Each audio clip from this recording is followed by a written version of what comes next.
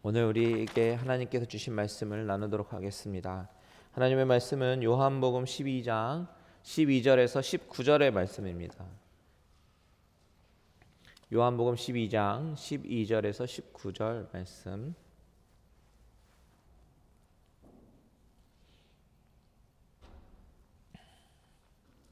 제가 가진 성경책은 신약성경 167페이지에 있습니다.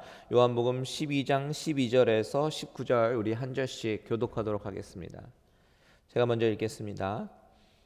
그 이튿날에는 명절에 온 큰 무리가 예수께서 예루살렘으로 오신다는 것을 듣고 가지를 가지고 맞으러 나가 외치되 호산나 찬송하리로다 주의 이름으로 오시는 이 곧 이스라엘의 왕이시여 하더라. 예수는 한 어린 나귀를 보고 타시니 이는 기록된 바 시온 따라 두려워하지 말라 보라 너희 왕이 나귀 새끼를 타고 오신다 함과 같더라. 제자들은 처음에 이 일을 깨닫지 못하였다가 예수께서 영광을 얻으신 후에야 이것이 예수께 대하여 기록된 것임과 사람들이 예수께 이같이 한 것임이 생각났더라. 나사로를 무덤에서 불러내어 죽은 자 가운데서 살리실 때에 함께 있던 무리가 증언한지라. 이에 무리가 예수를 맞음은 이 표적 행하심을 들었음이로라. 바리새인들이 서로 말하되 볼지어다 너희 하는 일이 쓸데없다. 보라 온 세상이 그를 따르는도다 하니라. 아멘. 잠시 다시 한번 기도합니다. 하나님, 이 시간에 성령님께서 역사하여 주시옵소서. 우리의 마음을 열어주시고 귀를 열어주셔서 성령께서 우리 심령 가운데 하시는 말씀을 듣게 하여 주시옵소서. 말씀을 들을 뿐만 아니라 믿음으로 반응하며 하나님 말씀에 순종하며 나아가는 귀한 믿음의 식구들 되게 하여 주시옵소서. 그래서 하나님이 원하시는 교회, 하나님이 사랑하시는 교회, 하나님이 꿈꾸시는 교회가 바로 이곳 갈릴리 은혜교회가 되게 하여 주실 줄 믿사오며 살아계신 예수님의 이름으로 기도드렸습니다. 아멘.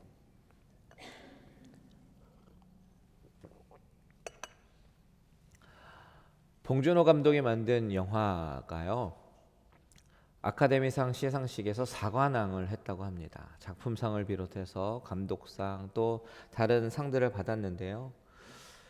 이 수상 기록이요, 한국 영화 역사에 큰 획을 그었습니다.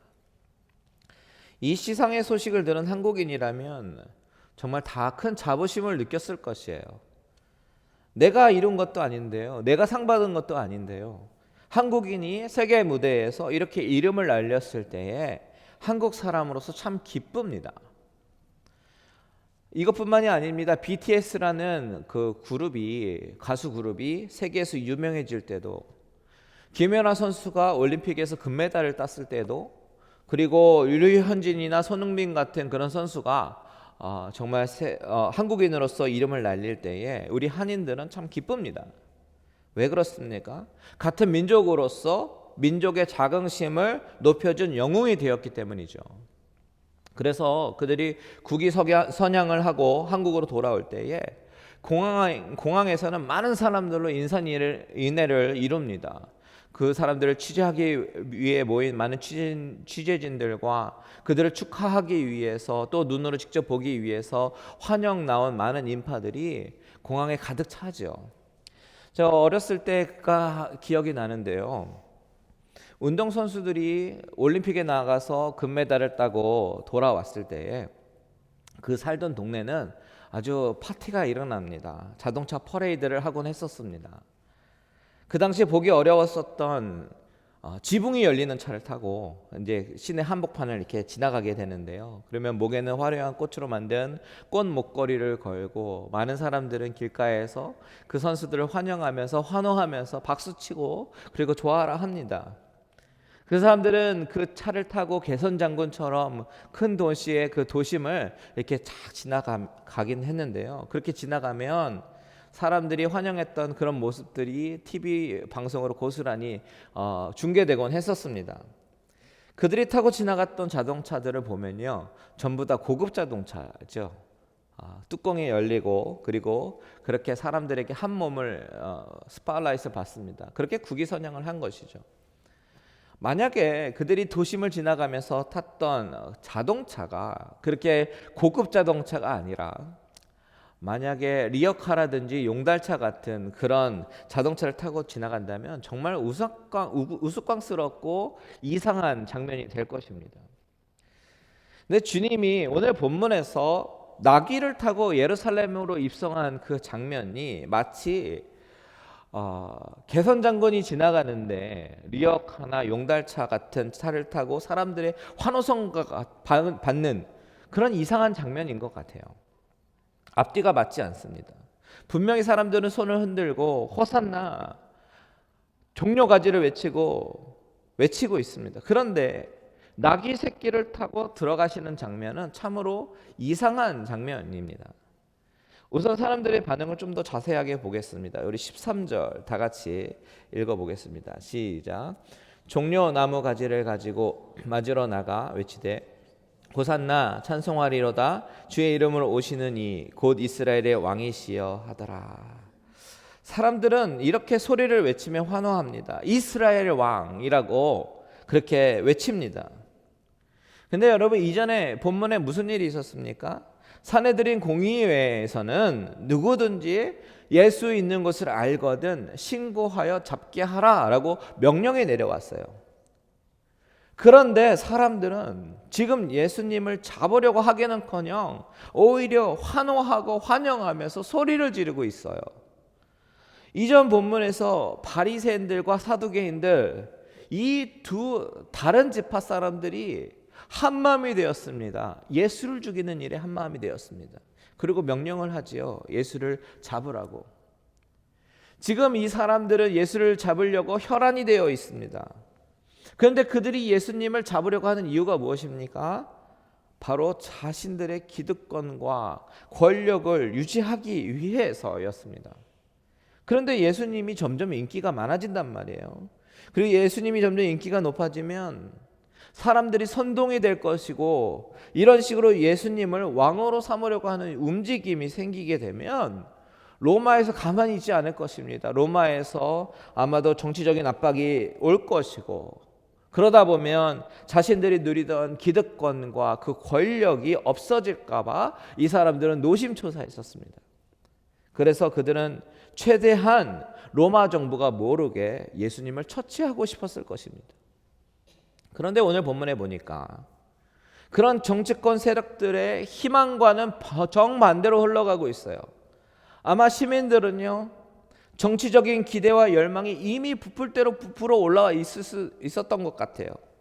그래서 오늘 본문에 보면 수많은 사람들이 이미 몰려 있었습니다. 12절 같이 한번 읽습니다. 시작. 그 이튿날에는 명절에 온 큰 무리가 예수께서 예루살렘으로 오신다는 것을 듣고, 여기서 큰 무리라고 하는 것은 유월절을 지키기 위해서 예루살렘으로 몰려온 그런 사람들인데요. 우리가 잘 아는 요세푸스라는 역사가 있죠. 그 역사가가 기록한 그 역사서를 보면 어떤 기록이 있냐면, 유대 전쟁 직전에 있었던 한 유월절에 예루살렘에 있던 사람은 약 270만 명 정도였다라고 기록하고 있다고 합니다. 그 기록은 오늘 우리가 보고 있는 예루살렘 입성이 그 해의 6월절로 추정하고 있는데, 그 당시 270만 명이라는 숫자가 좀 과장됐다라고 하더라도 정말 거의 모든 시민들이 지금 막 나와 있었던 것 같아요. 정말 이 숫자가 270만 명이라는 숫자가 과장이 됐다 하더라도 한 10분의 1로만 줄여도요 27만 명만 그 예루살렘 성에 있어도 엄청난 숫자입니다. 얼마나 많은 순례자들이 그 당시에 예루살렘에 몰려들었는지 몰라요. 그러니 이 장면을 바라보고 있는 이 유대인 당국자들, 이 정치인들은요 위기감을 느끼지 않을 수가 없겠죠. 19절 한번 보십시오. 19절 같이 있습니다. 시작. 바리새인들이 서로 말하되 볼지어다 너희 하는 일이 쓸데없다. 보라 온 세상이 그를 따르는도다 하니라. 이 당국자들이, 바리새인들이요 정말 명령을 내리고 예수를 잡으라고 그렇게 시켰는데도 불구하고 사람들이 이렇게 모이니까 이렇게 얘기하는 거예요. 서로 말하되 볼지어다 너희 하는 일이 쓸데없다. 이렇게 얘기하는 거예요. 그들의 심리 상태입니다. 여러분, 이 분위기가 상상이 됩니까? 바리새인들조차 이것 보라고, 우리가 계획하는 일이 다 쓸데없어졌다고, 온 세상이 다 그를 따른다고 자포자기하는 것 같은 뉘앙스로 이야기하는, 이것으로 짐작할 수 있는 것은 예수님이 입성할 당시에 막 호산나를 외치고 있었던 그런 무리들이 이미 정치적인 기대감으로 충만해 있었다라는 것을 우리가 상상해 볼 수가 있습니다. 이런 정치적인 기대, 민족주의적 열망, 이렇게 가득 부풀어서요, 어쩌면 이 분위기는 자칫하다간 정말 정치적인 폭동이 일어날 수도 있는 것 같은 그런 분위기였던 것 같아요. 여러분, 이 무리들이 이처럼 기대감을 높이고 있는 이유가 무엇일까요?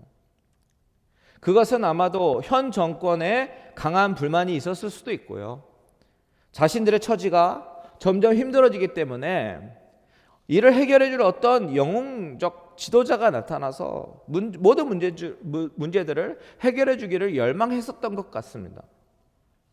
그 가운데 이런 열망에 아마도 불을 지피듯이 예수님께서 나사로를 살리신 이 소문들이 막 돌기 시작하는 거예요.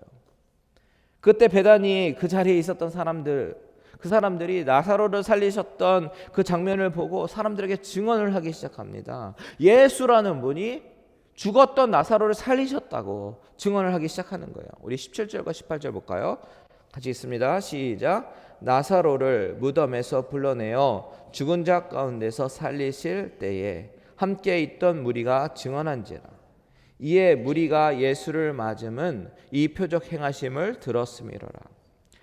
나사로를 살리신 그 현장, 베다니에 있었던 그 사람들이 그 현장을 이렇게 증언하는 거예요. 그 이야기를 들은 다른 사람들이 아마 이렇게 얘기할 것입니다. 그 예수라는 분 나사로를 살렸다고요? 그뿐만이 아니에요. 며칠 전에는 정말 예수님이 5,000명 넘는 사람들에게 물고기 2마리, 보리떡 5개로 5,000명 넘는 사람들을 먹이는 것을 제가 눈으로 똑똑히 봤고 제가 그 현장 가운데 있었습니다. 그러니까 다른 사람들은 그래요? 저는요 그 전에 실로암이라는 연못에 있었는데 그 예수님께서 눈먼 소경을 뜨게 하시는 것을 제가 봤어요. 사람들은 서로 자기가 경험한 예수님에 대해서 쉐어하면서 온통 흥분의 도가니에 빠져 있었던 것 같습니다. 그러니까 어떤 여론이 형성되겠어요. 그런 능력 있는 사람이라면 그동안 선지자가 얘기했던 메시아가 아닙니까? 아마 그를 왕으로 삼으면 이제 우리의 삶에 정말 진정한 해방과 자유가 올 것이에요. 그러면서 사람들이 얘기를 했을 것입니다. 그래서 그런 정치적인 열망에 사로잡혀서 예수님께서 예루살렘에 입성하시는 그 순간에 그 성 입구에서 종려나무 가지를 흔들면서 호산나를 외치면서 얘기합니다. 호산나, 찬송하리로다, 주의 이름으로 오시는 이여, 이스라엘의 왕이여 라고 외치고 있는 것입니다. 그런데 예루살렘에 입성하시는 주님의 모양새를 한번 보십시오. 좀 어색하고 이상한 모양입니다. 한 어린 나귀를 타고 들어가시는 거예요. 그 무리들의 기대에 걸맞는 모습의 복장을 하고 그 맞는 그 흰 말 같은 전쟁에 나가서 싸울 말을 타고 당당히 들어가서 나를 따르라 라고 얘기를 해야 될 것 같은데, 내가 새로운 나라를 세우고 일으켰노라 라고 외칠 것 같은데 실상은 어린 나귀를 타고 들어가십니다. 마치 도심 퍼레이드에서 리어카나 픽업 트럭을 타고 들어가는 것처럼 말입니다. 그런데 이 장면이 이상한 것은 이것뿐만이 아니에요. 또 다른 이상한 점은요, 예수님의 태도도 변했습니다. 이전과는 확실히 다른 모습이에요. 예전에는요 숨을 쉬던 모습이 보였습니다. 그런데 지금 당당하게 주님이 정말 개선 장군처럼 들어가신단 말이죠. 주님은 자신의 메시아 되심에 대해서 늘 조심해 오셨습니다. 제자들에게 늘 말씀하셨던 것은 당신이 메시아라는 것을 사람들에게 말하지 말라고, 아무에게도 말하지 말라고 말씀하셨습니다. 마태복음 16장에 보면 베드로가 주님께 놀라운 고백을 하죠. 주님은 그리스도시요 살아계신 하나님의 아들이시나이다. 그때는 주님께서 말씀하신 것은 바요나 시몬아, 이를 내게 알게 하니는 하늘에 계신 아버지시다라고 말씀을 하십니다. 그리고 그 뒤에 보면요, 주님께서 제자들에게 경고하시면서 말씀하시는 말씀이 있습니다. 마태복음 16장 20절, 우리 스크린 보시면서 다 같이 한번 읽어보겠습니다. 시작. 이에 제자들에게 경고하사 자기가 그리스도인 것을 아무에게도 이르지 말라 하시니라. 아무에게도 말하지 말라고 하십니다. 뿐만 아닙니다. 회당장 야이로의 딸을 살리시고 이 일을 아무에게도 알리지 말라라고 말씀하셨어요. 변화산에서 주님의 변화된 모습을 목격한 세 제자들에게는 주님이 부활하실 때까지는 본 것을 아무에게도 말하지 말라라고 말씀하셨습니다. 요한복음에서 오병이어 사건 이후에 사람들이 왕으로 삼으려고 하니까 주님은 그 사람들을 피해서 산으로 들어가셨습니다. 예수님의 형제들이 초막절에 예수님께 이제 명절이니까 예루살렘에 들어가서 이제는 좀 정체를 밝힐 때가 되지 않았냐고 얘기했었을 때도 그를 따르는 사람들에게 주님의 때가 아직 이르지 아니했다고 그렇게 말씀하셨습니다. 그동안 주님이 보여주신 태도는요, 사람들에게 쉬쉬하고 피하고 숨어 지내는 듯한 인상을 주었습니다. 그래서 그들을 따르는 제자들의 입장에서 어떻게 보면 좀 답답했을지도 몰라요. 그런데 주님이 변하셨어요. 사람들 많은 곳에 자신을 당당히 드러내셨습니다. 시국이 어떤 시국인데요, 유대인 당국자들은 그를 잡으려고 혈안이 되어 있었고 정말 많은 사람들이 그를 어떻게 하면 잡을까, 그런데 자신의 모습을 당당히 드러내신단 말이에요. 이럴 때는 숨어 지내야 되는데 오히려 사람들의 환호를 받으면서 당당하게 입성하십니다. 이 당시 예수님을 환호하는 무리들 중에서는 부녀자들도 있었을 것이고 노인들도 있었을 것이고 어린 아이들도 있었을 것입니다. 같이 합세해서 호산나 다윗의 왕이여, 이스라엘의 왕이여, 이렇게 외쳤을 것입니다. 근데 이것과 같은 사건을 기록한 누가복음의 기록을 보면요, 19장에 바리새인들이 선생이여 당신의 제자들을 책망하소서라고 이야기를 하는 기록이 나옵니다. 무슨 얘기냐면 너무 시끄럽다라는 거예요. 너무 요란스럽다라는 것입니다. 그러니까 제자들을 좀 조용히 시켜달라고 얘기하는 것이죠. 그때 주님께서 뭐라고 말씀하셨냐면 내가 너희에게 말하노니 만일 이 사람들이 침묵하면 이 돌들이 소리 지르리라 라고 말씀하십니다. 사람들이 침묵하면 돌들이 소리를 지를 것이다. 참 놀라운 말씀 아닙니까? 예수님이 이렇게 말씀하시는 것은 자신이 하나님의 아들이심을, 메시아심을, 인류의 왕이심을 선포하신 것입니다. 사람들이 그를 환호하지 않으면 돌들이라도 소리를 지르도록 하겠다라는 말씀이십니다. 여러분, 예수님의 당당함이 보이십니까? 예전에는 손심한 것 같고 쉬쉬하고 숨으시는 모습을 보였던 주님이었는데 무엇이 이토록 주님을 바꿔 놓으셨을까요? 사람들의 기대에 부응하기 위해서일까요? 두 가지 미스테리를 우리가 보았는데 예수님께서 이런 나귀 새끼 같은 초라한 것을 타고 들어오시는 이 미스테리, 그리고 예수님이 갑자기 당당해지신 이 모습을 보인 이 미스테리, 이 두 가지 미스테리를 설명할 수 있는 오직 유일한 한 가지 대답이 있습니다. 그것이 무엇이냐면 예언의 성취라는 것입니다. 이 모든 것이 이미 계획되어 있었다라는 거예요. 이미 선지자의 예언으로 계획되었음이 선포가 되었고 주님은 이 예언을 지금 성취하고 계시다라는 사실입니다. 이것이 오늘 본문의 핵심이에요. 우리 이 본문의 내용을 잘 생각해 보시면서 13절, 14절, 15절 꼼꼼히 같이 읽어보겠습니다. 시작. 종려나무 가지를 가지고 맞으러 나가 외치되 호산나 찬송하리로다. 주의 이름으로 오시는 이 곧 이스라엘의 왕이시여 하더라. 예수는 한 어린 나귀를 보고 타시니 이는 기록된 바 시온 따라 두려워하지 말라. 보라 너희 왕이 나귀 새끼를 타고 오신다 함과 같더라. 이 본문의 핵심은 지금 주님이 예언서의 예언을 성취하고 계시다라는 것이에요.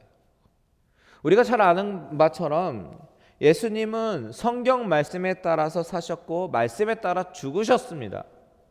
왜냐하면 하나님의 말씀을 하나님의 명령으로 보았기 때문입니다. 그래서 선지자들의 입을 통해서 하나님이 예언하시는 말씀에 순종해야 된다라고 생각하신 거예요. 여러분 생각해 보세요.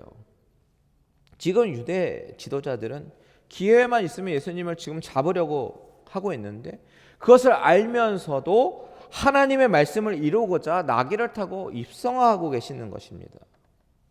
그렇다면 오늘 이 상황을 예언한 이 스가랴의 예언은 어떤 내용인가 한번 살펴볼까요? 우리 9장 9절 스크린 보시고 다 같이 읽겠습니다. 시작.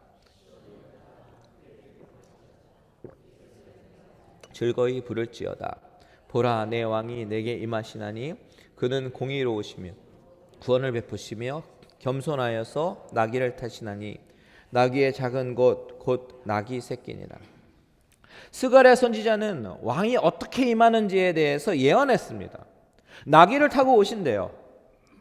그것도 작은 나귀의 작은 것 곧 나귀 새끼니라 이렇게 얘기하고 있습니다. 이 스가랴의 말씀 가운데 우리의 눈을 독자의 눈을 사로잡고 있는 것 단어가 있죠. 바로 겸손하여서 나귀를 타신 예수예요. 겸손하여서. 저는요 이 부분이 참 오랫동안 이해가 되지 않았습니다. 왜 나귀를 타셨을까? 그것도 나귀 새끼를 타고 들어가시니까 사람들은 환호하고 나귀 새끼를 타신 주님은 한번 상상해 보니까요 아마도 이렇게 낮으니까 다리를 땅에 끌지 않으려고 들었거나 아니면 무릎을 굽혔거나 이런 우스꽝스러운 모습으로 들어가셨을 것 같아요. 이것이 왜 주님의 겸손을 이야기하는 것일까? 저는 늘 궁금했었던 부분이에요. 여러분 사람들의 기대는 무엇입니까? 정치적인 왕을 기대하고 있어요. 그들의 생각하고 기대하는 메시아입니다. 그래서 무리들은 지금 그런 열망이 가득 차 있습니다. 이 순간에 주님께서 전쟁용 말을 타고 나타나셔서 가자 새로운 왕국을 건설하자 라고 만약에 말을 한마디만 했었더라면 사람들은 다 선동에 대해서 와 폭동이 일어나서 어떻게 나갈지도 모르는 일촉즉발의 상황이었었던 것 같습니다. 그럴지도 몰라요. 말하자면 주님은 지금 마음만 먹었으면 진짜 그들의 왕이 될 수 있었던 상황이라는 것입니다.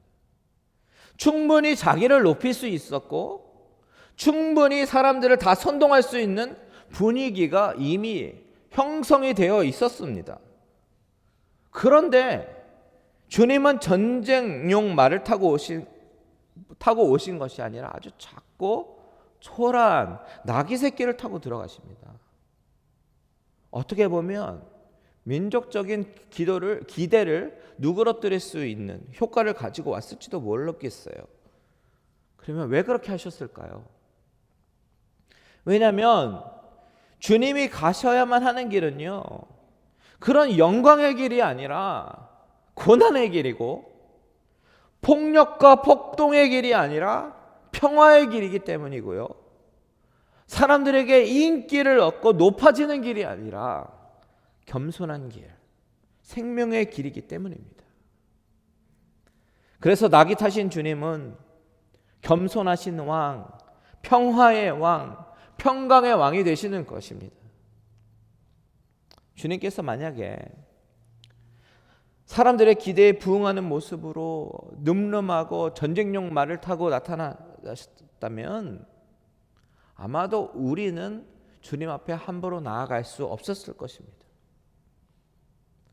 하지만 주님께서 이 땅에 오신 이유는 인류를 구원하시기 위해서 오셨잖아요. 겸손하게 말구유에 누이시고 높은 자나 낮은 자나 부한 자나 가난한 자나 다 모든 사람에게 겸손하게 오셔서 우리를 만나 주십니다. 주님은 말씀하십니다. 마태복음 11장 29절에 이렇게 말씀하셔요. 다 같이 읽겠습니다. 시작. 나는 마음이 온유하고 겸손하니 나의 멍에를 메고 내게 배우라. 그리하면 너희 마음이 쉼을 얻으리니. 주님의 겸손하시고 온유하신 그 성품은 우리의 삶의 짐을 주님 앞에 짊어지고 나아가게 만들어서요, 주님 안에서 쉬게 하시는 그런 성품입니다. 이 29절 바로 앞에 28절에는 우리가 너무 잘 아는 구절이 있죠. 수고하고 무거운 짐진 자들아 다 내게로 오라 내가 너희를 쉬게 하리라. 여러분, 세상의 왕에게는요, 우리의 삶의 무거운 짐을 지고 갈 수가 없습니다. 다가가려고 하면 못 오게 막습니다.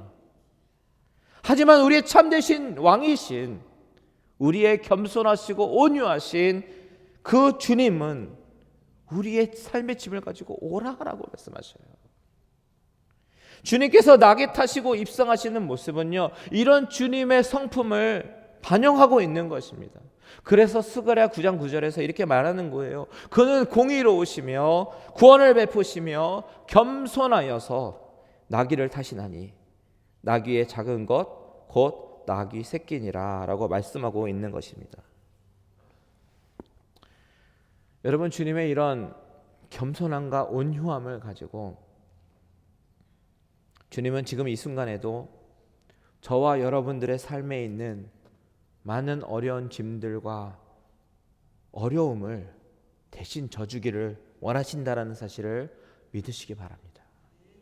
지금 이 순간 가장 여러분들 삶 가운데 가장 큰 어려움이 무엇입니까? 감당이 안 되는 상황이 어떤 것이에요? 아무리 방법을 찾아봐도 절망 가운데 몰아넣는 것이 무엇입니까? 그런 것이 있다면 주님께서는 여러분들의 짐을 대신 지기 원하신다는 사실을 꼭 기억하셨으면 좋겠어요. 그 주님께 모든 것을 맡기고 내어놓게 되는 저와 여러분들 되시기를 주님의 이름으로 축원드립니다. 또 한 가지 오늘 본문을 통해서 살펴보고 싶은 것은 주님의 이 입성의 의미는 주님은 지금 사람들에게 영광을 얻으려고 입성하는 것이 아니라 죽으시러 가시는 것이다라는 것을 꼭 기억해야 됩니다. 즉 사명을 향해 달려가고 계시는 거예요. 그 사명은 어린 양 6월절이 되셔서 그 피로 죽음을 피하게 하는 역할을 감당해야 되는 사명입니다. 그렇기 때문에 사람의 인기를 구할 필요가 없어요.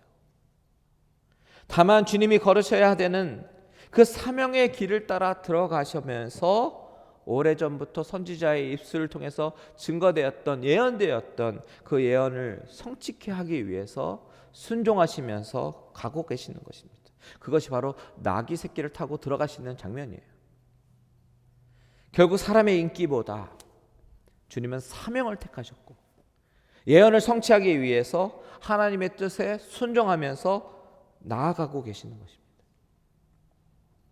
그래서 사람들이 막 환호하고 있지만, 호산나 외치고 있지만, 예루살렘의 왕이라고 외치고 있지만, 이 장면을 바라보는 우리 독자의 마음 한켠에 좀 아련한 그 이유는 주님께서 이 길을 통해서 감당해야 될 사명이 고통의 길이고 죽음의 길이다라는 것을 알고 걸어가시는 모습을 우리가 바라보기 때문에 우리의 마음이 아련한 거예요.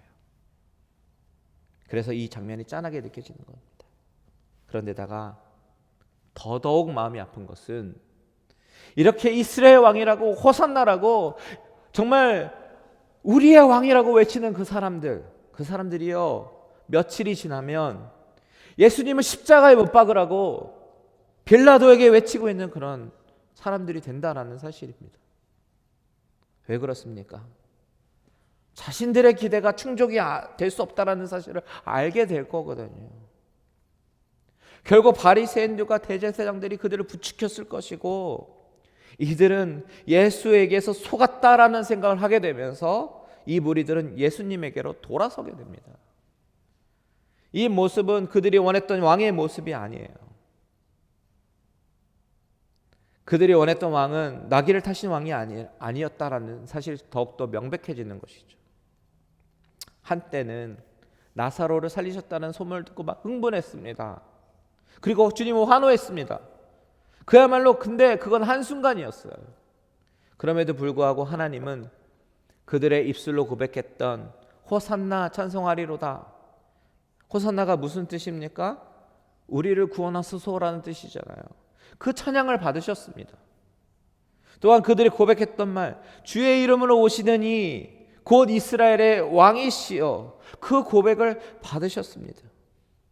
그들이 불렀던 찬송과 선언들은 비록 그들이 진정으로 알고 고백했던 것은 아니었지만 그들의 입술을 통해서 예수님이 왕이심을 고백하게 하시고 구원자이심을 고백하게 하심으로써 그들이 나중에 죽인 사람이 바로 누군가 알게 하시는 것입니다.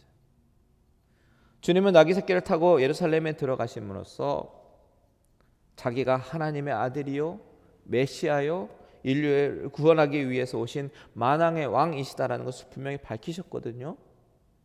그렇기 때문에 이제 그들은요, 예수님을 십자가에서 죽일 때 한 가지 사실은 분명히 알고 죽이는 것입니다. 이스라엘의 왕을 죽이는 거예요. 하나님의 아들을 처형하는 겁니다. 의인을 십자가에 못 박는 겁니다. 이것을 분명히 해두기 위해서 예수님은 그들의 고백을 받으신 것이에요. 여러분, 이 군중들의 모습이 우리의 모습이 아니기를 진정으로 소원합니다.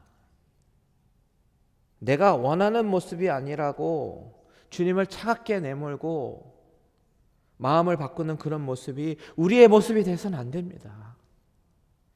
주님이 초라한 나귀를 타고 사명을 향해서 입성하시는 모습은요, 우리에게 많은 생각을 던져주는데 어쩌면 우리가 사는 이 시대의 교회의 모습이 이런 모습이 아닐까요? 혹시 우리가 기대하는 기독교는 우리 삶에 안정을 주고 부를 가져다 주고 복을 가져다 주는 그런 기독교는 아닙니까? 세상에서 형통하게 되고 잘 살게 되고 부유하게 되고 성공하기 위해서 신앙을 가지려고 하고 교회에 나오는 것이라면 그것은 가장 큰 착각을 하고 있는 것입니다. 마치 호산나를 부르는 이 무리들처럼 말입니다. 이런 이유로 신앙생활을 한다면 어서 돌이켜야 됩니다. 그런데 우리 사회에서 교회가 점점 그렇게 되어가고 있는 모습을 보면 정말 참으로 많이 안타깝습니다. 교회 안에서 화려한 차림과 부유한 사람이 그 부유함 때문에 더 대접을 받게 된다면 그것은 더 이상 교회가 아니게 되는 것이에요. 그건 주님이 원하시는 교회의 모습이 아닙니다. 뿐만 아니라 큰 교회가 더욱 주목을 받고 큰 교회 목회자가 대우를 받는 이유가 단지 크기 때문이라면 정말 안타까운 일이 될 것입니다.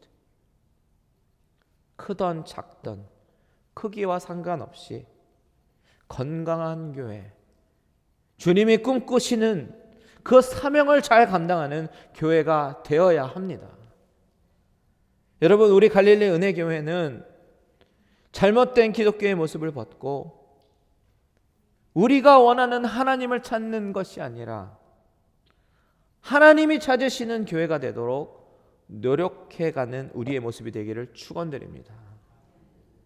건강한 교회, 서로 사랑하는 교회, 말씀으로 세워지고 기도로 세워지는 교회, 주일 예배 한 번 출석했다고 의미감 다했다고 착각하지 않고 날마다 주님과 더욱 가까이 하려고 애쓰는 그런 참 신자들이 모이는 모임이 되기를 간절히 소원합니다. 겉모습이 아니라 사명을 향해 걸으셨던 우리 주님의 모습처럼 우리도 주님 오실 때까지 그 지상명령에 순종하며 잃어버린 영혼들, 죽어가는 영혼들을 어떻게 하면 살릴까 안타까워하면서 건강하게 자라나는 저와 여러분들 되시기를 주님의 이름으로 축원드립니다.